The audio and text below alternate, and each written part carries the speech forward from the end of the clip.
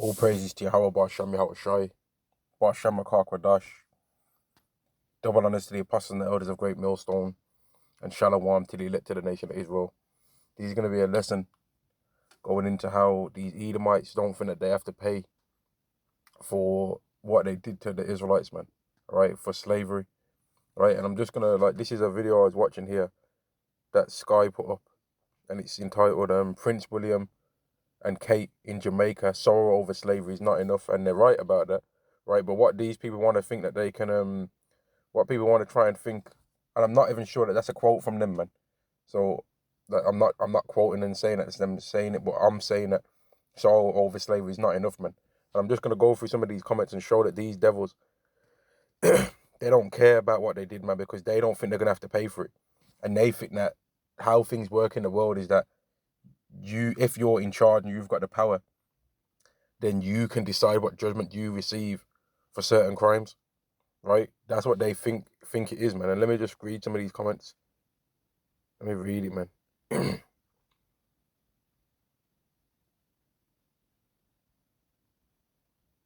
Here we go. Here's some of the pride. It says, someone, sometime, at some point, did something wrong. I apologize. So they're sarcastic with all of this stuff, man. All right, they're sarcastic, man, and they really don't think that they're gonna have to pay for the things that they did. They don't think they're gonna have to pay for that, man. Let me see what this says. This does nothing except continue to give people a reason to complain about things that nobody alive today is responsible for, owes anything to anyone about, and cannot be revisited and erased.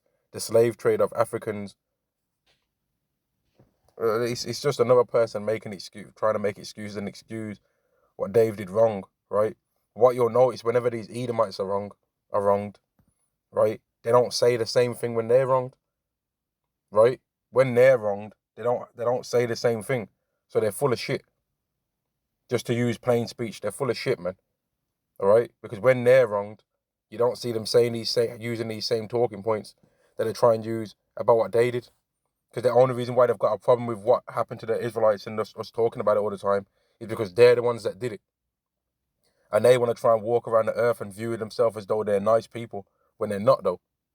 Right? Even if you was to just go by what happened in the last 20 or 30 years, we'd still be able to say they're the devil. We'd still be able to say they're the devil if we was to just look at the racism that they do, that we can clearly point out in the world right now within the last 3 decades. So they're talking about things that happened 400 years ago and trying to say, oh, no one's alive then. Well, people are alive now, though. People experience racism now, though, don't they? But these devils will say, well, I don't believe that, because what they think is that if they don't say it's racism, if they don't say that it's unfair treatment, then it ain't. But what they don't realize is that Yahweh exists, and that he's said that it's bad, and he's got a problem with it. So therefore, it's a problem, man. This is Isaiah chapter 14 and verse 21. Prepare slaughter for his children, for the iniquity of their fathers, that they do not rise nor possess the land, nor fill the face of their world nor to fill the face of the world with cities. So they can say it wasn't them all they want, but this scripture cuts that anyway, because it says prepare slaughter for their children, which really it was them, because there's such a thing as in this world, there's such a thing as reincarnation, right? So you come back, man. You die and you're born again. You die and you're born again, man. And these devils are gonna die and be born again into slavery under us. And since it's not a harsh thing, and since it's not a problem to do these things to people, well, when it's happening to them, they should be even more civilized then, right? Since what they did was civilizing people, when it happens to them, they're gonna be civilized, right? Since it's civilizing to do these things to somebody. This is Isaiah chapter 14 and verse 1. For Yahweh will have mercy on Jacob, and will yet choose Israel, and set them in their own land, and the strangers shall be joined with them, and they shall cleave to the house of Jacob. And them strangers are talking about Israelite foreigners, because what people don't understand is that when people hear a stranger, right, they always act stupid, man, and they act like every single Israelite knows each other. An Israelite can be a stranger to another Israelite because you didn't know him. I don't understand what people don't get about it. An Israelite can be a stranger to another Israelite. He didn't grow up in the same city as you. He didn't grow up in the same place as you. He's a stranger. You don't know him. If I'm an Israelite and I travel over to London, right, and I'm not from London, some Israelites in London might be looking at me sideways. If an Israelite from London travels over to Israelites in Liverpool, them Scouse Israelites, they might be looked at as sideways. There's such a thing as being a stranger among the nations, man. But these people, they act stupid and act like they don't know nothing, man. They act like they don't understand that an Israelite can be a stranger to another Israelite. It's ridiculous how stupid these people are, man, with their basic talking points. The strangers are other Israelites that are going to be joined with them. And they shall cleave to the house of Jacob, because it's their house. Verse 2. And the people shall take them and bring them to their place. And the house of Israel shall possess them in the land of Yahweh for servants and handmaids. And they shall take them captives, whose captives they were, and they shall rule over their oppressors. Now, anyone with a thinking brain is going to know that that's talking about the so-called black people, so-called Mexican, so-called Native American, putting you Edomites into slavery, man. They would know that. But people act stupid, man. When it comes to things, when it comes to revenge and justice, all of a sudden people don't know nothing, man. All of a sudden people don't understand basic English. All of a sudden they want to try and act silly then, you know? Let me get another scripture on this, man. Because the things that you Edomites did, the slavery that you Edomites did, is a stain on your society, man. And it's gonna be continual shame for all of you, man. All right, that's what's covered you in shame. Let me read this. This is Obadiah chapter 1 and verse 10. For violence against thy brother Jacob, shame shall cover thee, and thou shalt be cut off forever. So because of the violence that they did to us, shame's gonna cover them, man. All right, I'll read it again.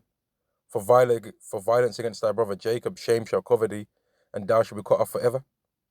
Verse 11. In the day that thou stoodest on the other side, in the day that the strangers carried away captive his forces, and foreigners entered into his gates, and cast lots upon Jerusalem, even thou was one of them. And that's talking about back in during the time of the Babylonian captivity, man. Edomites was there, and you can read about that in First Esdras, the fourth chapter, man. Edomites was there, burning things down, stealing lands. Edomites was there in that time, man, because they've always been trying to get their blessing back, but they're not going to get it, though. And then you can also even apply it to times now. Edomites are always there when we're catching hell, man. Verse 12. But thou shouldest not have looked on the day of thy brother, in the day that he became a stranger, neither shouldest thou have rejoiced over the children of Judah in the day of their destruction, neither shouldest thou have spoken proudly in the day of distress. Now, isn't this proud?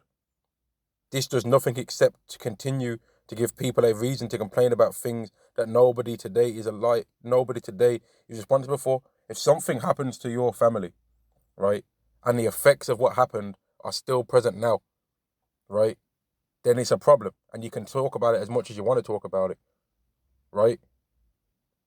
If your family had things stolen from them, and there's people still living in a land that was stolen from them, right, calling themselves you, and people think that you can't talk about it.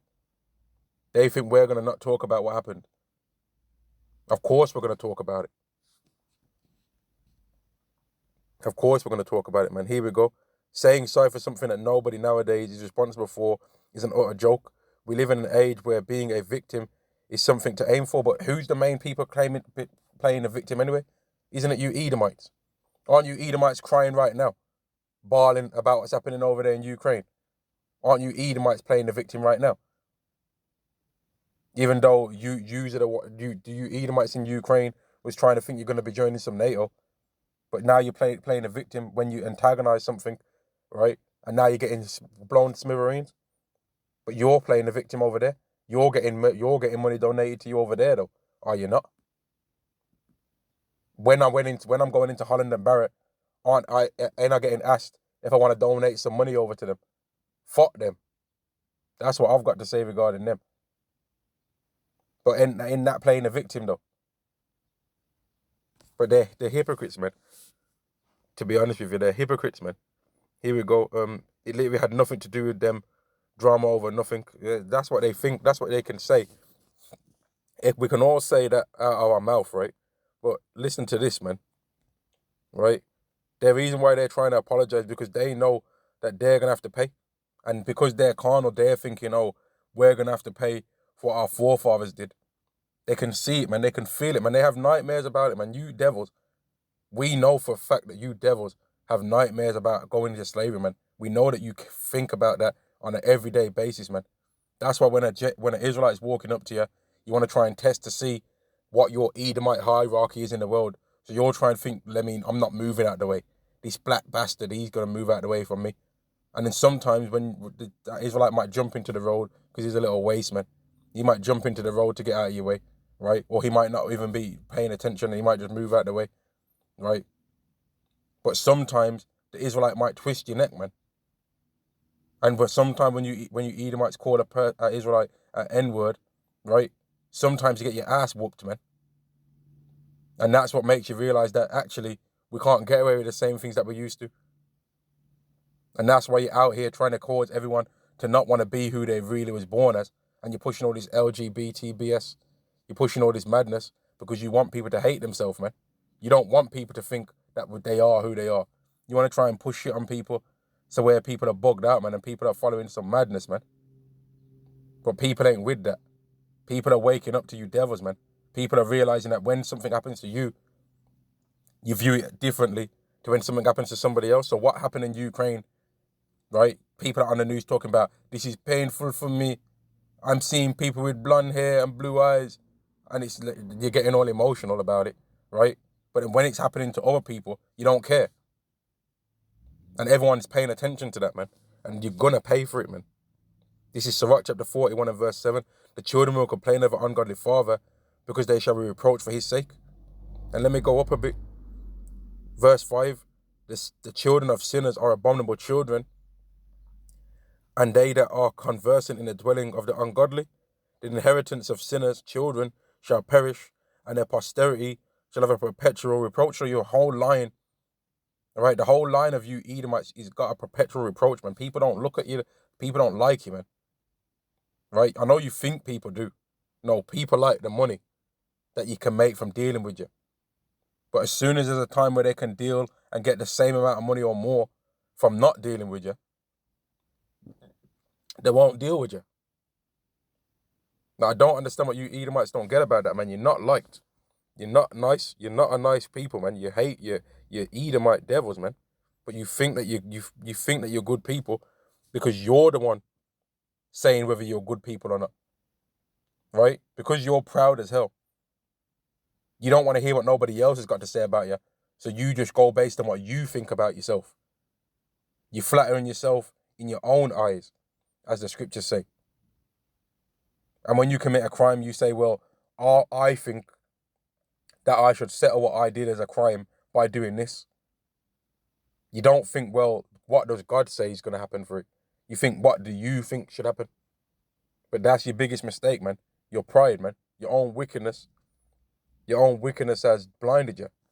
This is Sirach chapter 10 and verse 30. The poor man is honored for his skill, and the rich man is honored for his riches.